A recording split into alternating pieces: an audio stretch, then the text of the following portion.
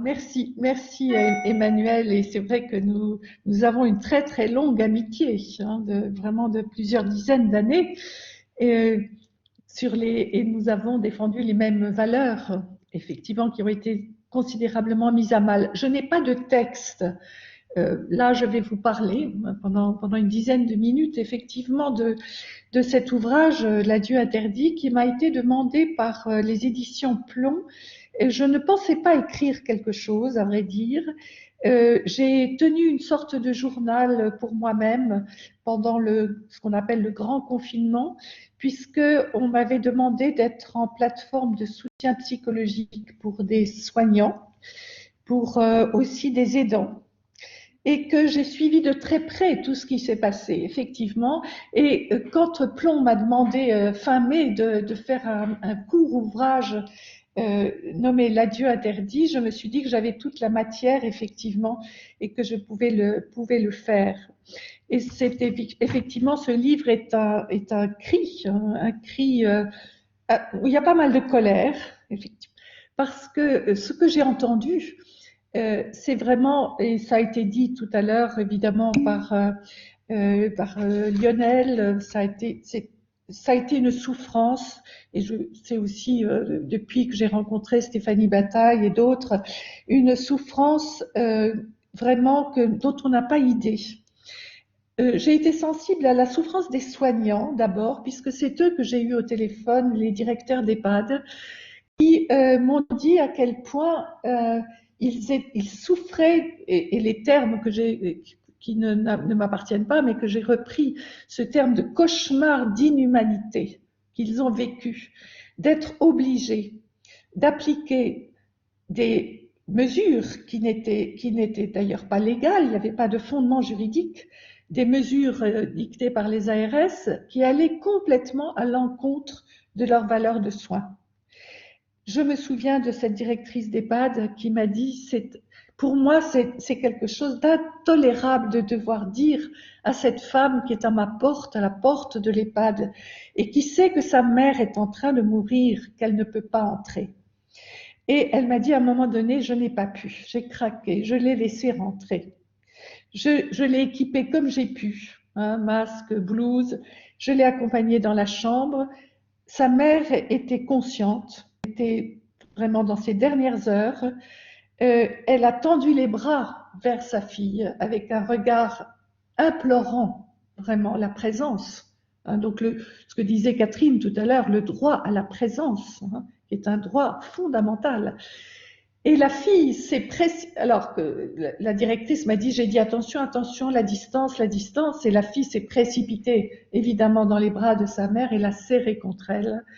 Et elles ont eu donc un au revoir, un dernier au revoir. Et la directrice me disait qu'évidemment, elle se sentait très coupable d'avoir laissé faire. En même temps, il y avait bien au fond d'elle-même quelque chose qui disait qu'elle avait fait juste, qu'il y avait quelque chose de juste. Et c'était cette contradiction, être en désobéissance, mais avoir fait quelque chose de juste, éthiquement, humainement. La fille était, pour elle, évidemment, sa mère est morte dans les heures qui ont suivi, c'était extrêmement important. Et là, j'ai mesuré cette espèce de gap, et on a dit qu'il y avait eu une disparité des pratiques, c'est vrai.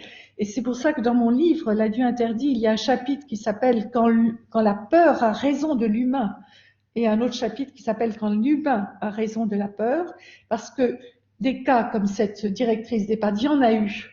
Il y a eu beaucoup d'infirmières qui ont essayé de contourner toutes ces mesures pour essayer d'être le plus humain possible. On a essayé de s'ingénier de toutes les façons possibles.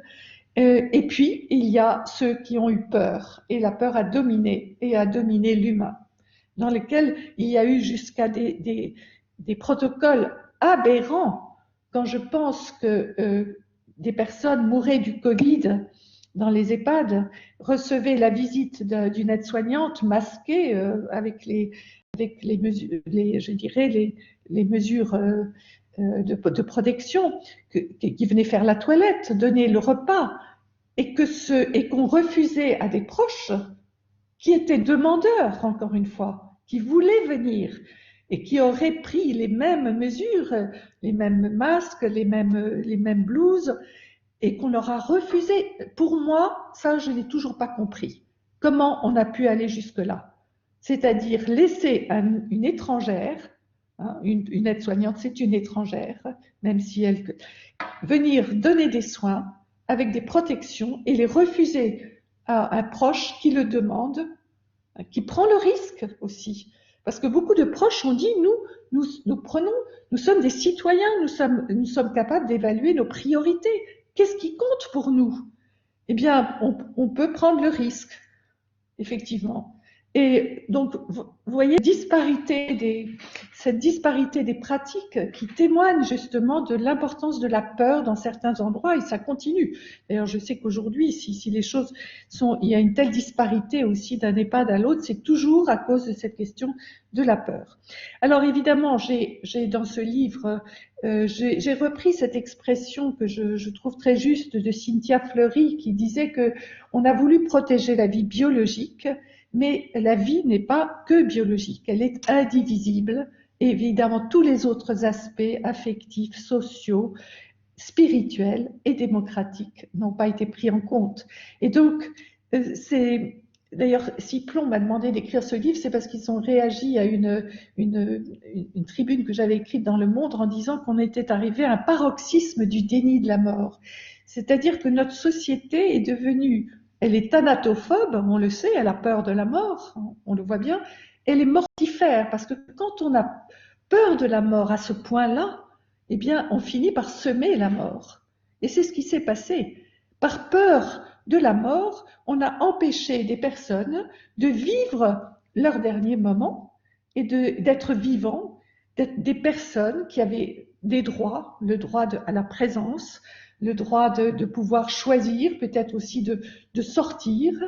Je me souviens qu'à Noël, par exemple, des personnes âgées m'ont dit, moi je préfère, c'est peut-être mon dernier Noël, je préfère prendre le risque d'attraper le virus, mais je passerai ce Noël avec mes enfants. Et je n'ai pas envie de rester cloîtrée entre quatre murs et de me dire que c'est ça mon avenir. Donc il n'y a eu vraiment aucune écoute, je dirais l'aspect démocratique de la vie n'a pas été respecté du tout. Donc je dénonce évidemment tout cela. J'ai également noté à quel point on avait régressé sur tout sur quoi on avait fait des progrès toutes ces dernières années en termes d'humanité et de dignité. Eh bien, on a régressé à un point que l'on n'imagine pas, parce que la première des dignités, c'est de mourir avec quelqu'un à qui on peut dire au revoir, c'est de pouvoir effectuer ce que Michel de Musan appelle le travail du trépas, c'est-à-dire dire les dernières paroles, les derniers regards, les derniers gestes qui font que l'on va pouvoir mourir serein. Cet homme qui a dit à une infirmière, c'est ça ma mort, je vais mourir seul, sans ma femme, sans mes enfants, et je sais qu'ils ne pourront même pas aller à mes obsèques. Est-ce qu'on imagine la douleur de cet homme qui a dit ça à cette infirmière?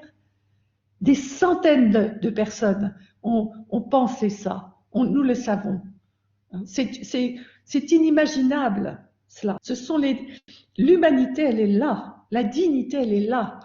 C'est d'ailleurs pour cela que j'ai trouvé assez obscène, je dois dire, et j'assume le mot, que l'on puisse profiter d'une fenêtre parlementaire pour mettre une loi sur l'euthanasie en chantier, alors que le minimum de l'humanité, de la dignité, qui est d'avoir quelqu'un à qui on peut dire au revoir, de pouvoir effectuer ce travail du trépas pour mourir sereinement, n'a même pas été respecté.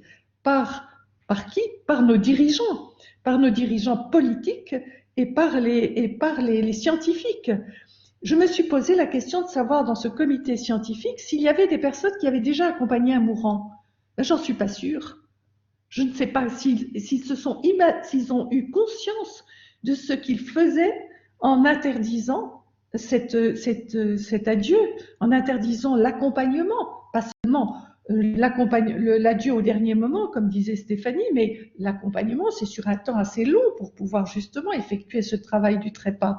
Est-ce qu'ils se sont rendus compte de la rupture anthropologique qu'ils ont induit? en interdisant ces rites qui, comme Catherine le disait très bien, depuis la nuit des temps, structurent notre rapport à la mort, le rapport entre les vivants et la mort.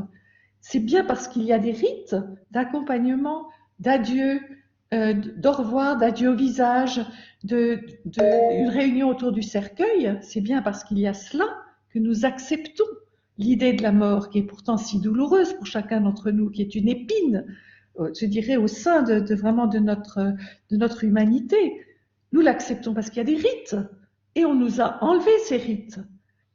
Et je termine sur ces deuils impossibles que font des personnes qui savent la douleur qu'ont vécu un proche, hein, qui se rajoutent à la leur, à leur culpabilité. On sait que des personnes qui sont coupables s'interdisent de vivre normalement, s'interdisent d'être heureux. Il y a des personnes qui vont mettre des années à pouvoir, je dirais, dépasser ce qui s'est passé. Donc, il s'est passé quelque chose d'extrêmement grave. Voilà. Je pourrais en parler longtemps, mais je pense que j'ai dit l'essentiel. Marie, d'abord un immense merci. Ta chance, c'est que celles et ceux qui veulent te lire peuvent te lire. Il y a quand même beaucoup de livres qui construisent une vraie réflexion à la fois philosophique, j'allais dire, et spirituelle, qui nous enrichit les uns les autres. C'est pas apprendre à mourir, c'est apprendre à respecter l'autre dans sa vie et à ne pas le nier quand il a encore envie d'exister. Et on verra au fur et à mesure de nos travaux, hein, puisqu'on est sur un retour d'expérience. C'est pas l'expérience qui est le grand mot, c'est un retour sur quelque chose qui a besoin d'être compris. Comment on en est arrivé là? Comment on a arrivé à accepter l'inhumain?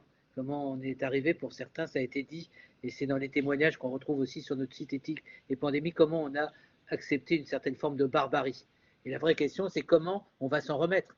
Et si on ne s'en remet pas avec de la parole, avec de la pensée, avec de l'envie de partager, avec l'envie aussi de construire, à la fois dans la contestation, mais surtout dans l'analyse. Et je trouve que c'est très juste aussi ce que tu as dit. Il ne s'agit pas de culpabiliser les uns et les autres. Il s'agit d'une certaine manière de voir sur ce que l'on a fait, comment faire autrement. Et surtout, et ça a été bien dit, et j'imagine que dans un instant, Régine Benveniste reviendra sur cette affaire, comment également se réconcilier avec nos défunts.